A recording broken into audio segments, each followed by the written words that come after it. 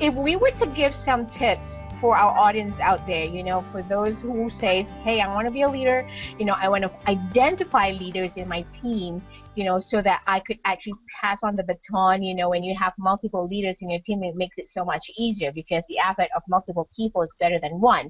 What would you recommend, Tina? Do you have any kind of specific suggestions or tips on, how to basically how to identify leaders and become good leaders? Yes, definitely. One of the thing is in line with attitude. Attitude is a choice. So Mm. it's all about you are in control. You're accountable, in other words, of your life. So being held accountable means that you're not blaming others. You're not making excuses. Okay, so you're Love held that. accountable. You're in control. You're optimistic, goes along with attitude, being optimistic, having that mentality of believing in yourself. But a lot of people don't believe in Oh themselves. my God, that's true. That That's so that true. belief in themselves is very important. And that sometimes people have to work at that belief because they've been really crushed all their life. It depends on where they came from, their life, their upbringing. So that is important, is being optimistic and also solution oriented. Finding a solution is another tip.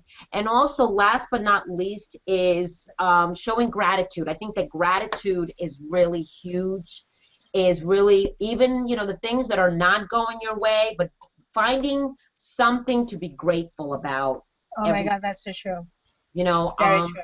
I've done, 3 grateful things of the day. Every day I've done grateful things on Facebook, or I have a grateful journey, a gratitude journey, journal, I should say, where Hmm. I write everything that goes on that I'm grateful for. And, we don't have a perfect life, but let's find something about today that you're grateful for. I mean, waking up every morning is something to be grateful about. That's hello, duh. Right? We always have to be grateful. And in kind of like and a little bit of a follow up of what you just mentioned about being grateful and gratitude. In a previous episode, in the month of August, we actually had a show talking about communication is key in leadership, and one of our co-hosts, Sandra Feinstein, mentioned that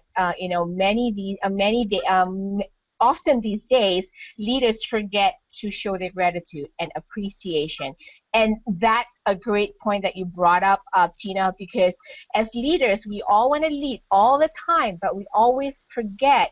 I would say always, not often, always forget.